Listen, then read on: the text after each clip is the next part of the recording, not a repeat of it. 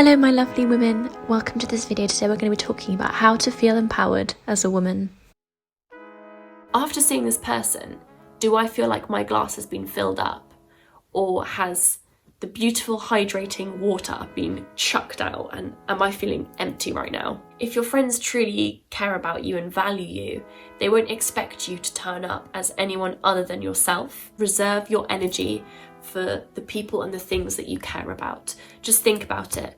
If you spend time and energy on people that don't make you feel good, then you're not going to be able to give time and energy to the people that do make you feel good because you're going to be drained.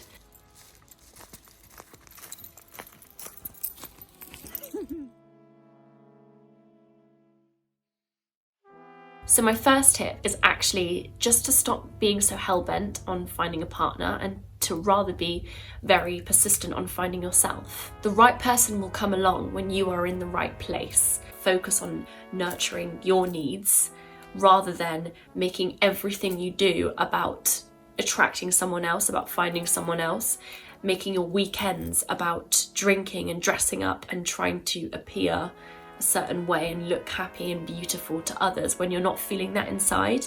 I think you need to listen to yourself and spend your weekends doing things that make you feel really, really warm and good and satisfied inside. If clubbing's your thing, then go. I'm not trying to shame anyone for clubbing, but I do feel like alcohol and dressing up and not really showing who you are and what you're actually feeling isn't the most fulfilling thing, and it's not the best environment to find your soulmate or your partner or whatever you believe in.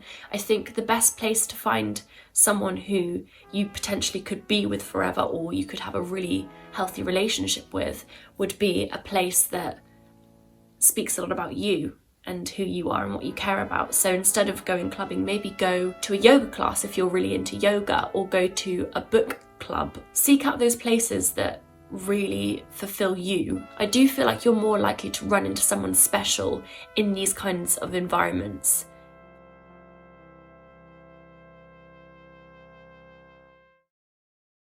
It's really easy to judge yourself when you're single because we're sold this fairy tale, a man meets woman and they're happy, and they're not happy until they're together. I just want you to know that you're so worthy, whether you have a partner or not, whether you're looking for a partner or not, whether you want to just be on your own. That doesn't make you unsuccessful. I just don't understand, and I don't like how we are deeming people who are in a relationship as the successful people, as the people to be envied, when actually there are so many people that have jumped into relationships because of this pressure, but they're in really unhappy, unsatisfying relationships, changing themselves in those relationships to try and make it work. I don't see that as successful at all.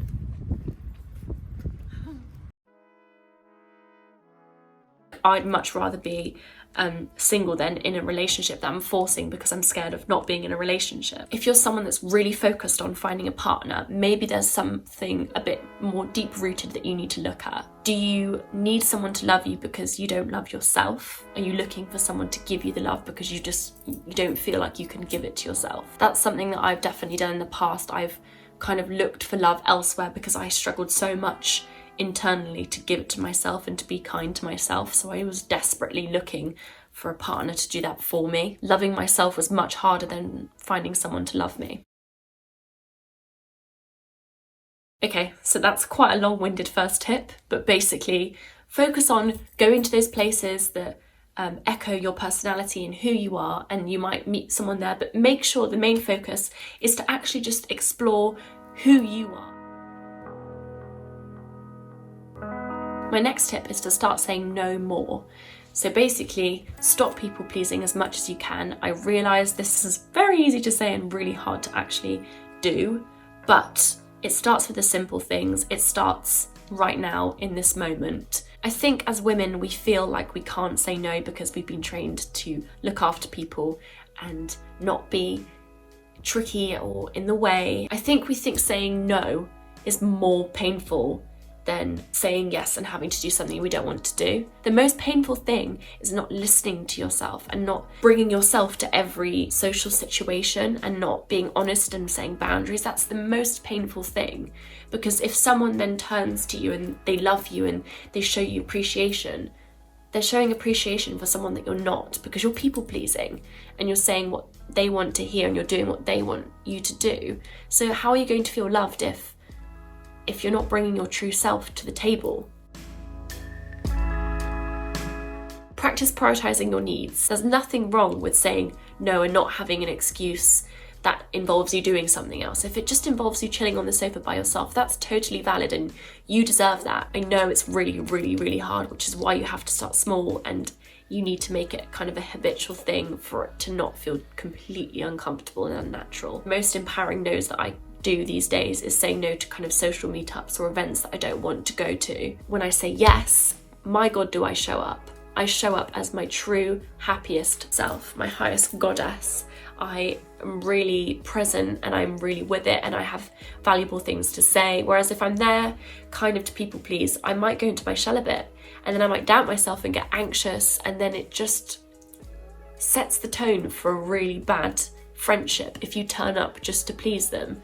Turn up when you want to turn up. When you say no, it might seem like you're disappointing someone, but you're going to end up, as a result of saying no and setting your boundaries and doing what you want to do, please others, because you're going to turn up as a happier, better version of yourself, and people are going to feed off of your good energy.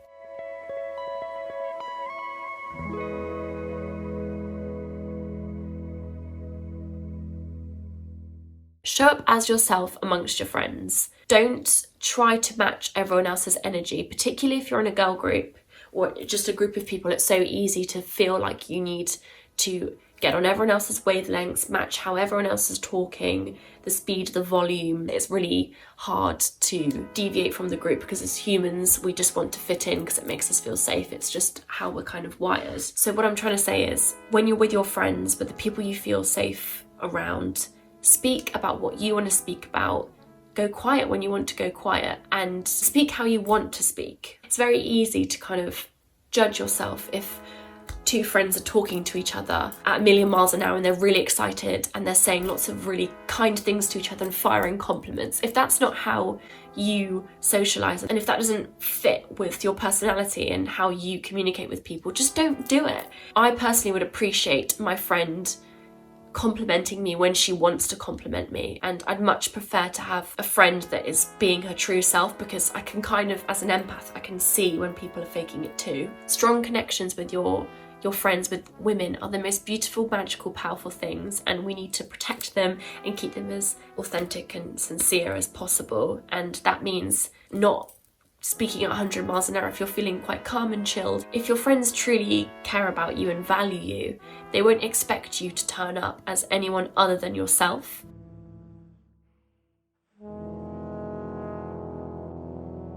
You might have a friend that's really loud and high-pitched and complimentative, and you might be quite introverted, only giving out compliments every now and then. That's still valid. Both of your ways of turning up as a friend are valid. It's just so important to stay in your own way of communicating. Honour how you're feeling when you're talking to your friends. If you're feeling calm, speak to them in a calm manner. Retain your calmness. Being calm is beautiful and it's quite rare in this crazy 24-hour social media capitalist world. If you can both do that, bring these different energies to the conversation, I think that is ultimate trust and comfort and acceptance. And I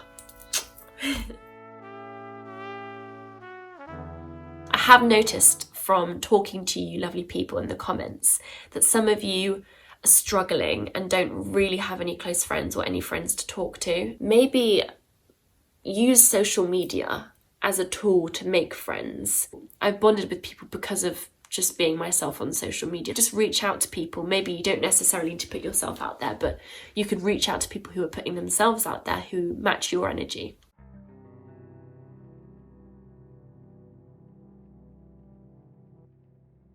I think it's super important to make note of your energy levels and how you're feeling after an interaction with someone or a friend. And I think it's never too late to end a friendship or to, just stop seeing someone. If the friendship has been like this and then suddenly it's been like this for a while, I'm not saying after one meetup, if your friend's been a bit weird, you stop talking to them, because they might just be feeling quite anxious or something's gone on that they haven't told you about. But I think reserve your energy for the people and the things that you care about. Just think about it. If you spend time and energy on people that don't make you feel good, then you're not going to be able to give time and energy to the people that do make you feel good, because you're going to be drained. Because energy vampires are sucking all that energy from you.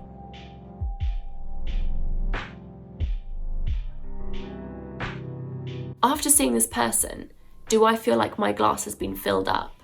Or has the beautiful hydrating water been chucked out, and am I feeling empty right now? I've met people who on paper sound like my ideal kind of friend, my ideal kind of person, who have just not made me feel great and who have drained me. Suss out the chemistry and know that you don't have to socialise with anyone that makes you feel drained and tired. If you're someone that feels the need to entertain people, maybe you just struggle with putting your needs first. Perhaps you struggle to see why you deserve better. Perhaps you struggle with your self-worth. Perhaps it's time to get a journal out and start listing your positive qualities, those traits that you bring to a friendship that just make it worth being friends with you. You deserve friends that make you feel good just as much as you make them feel good. I really feel like there's a lot of power to come from friendships if you get it right, especially as a woman. Last tip. I'm really sorry if I'm not smiley in this or any of my videos. Sometimes I feel like I just really want to get my message across and give you the best advice, so my personality kind of is zapped from the video, but I don't know. You let me know in the comments.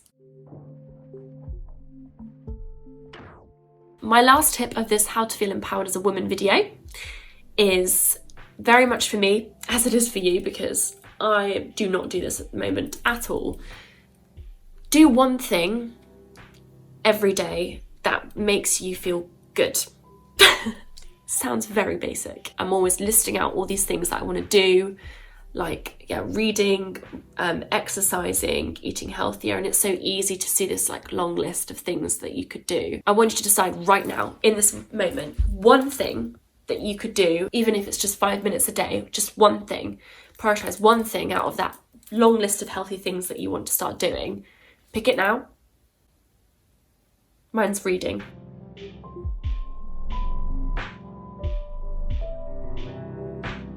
Give yourself that time. Say, you deserve this. It's basically like giving yourself a hug, doing one thing you know is going to make you feel good. It's like saying you deserve to feel good. I feel like we're kind of self-sabotaging and punishing ourselves by going on our phone scrolling through social media instead of doing some yoga or just reading a book.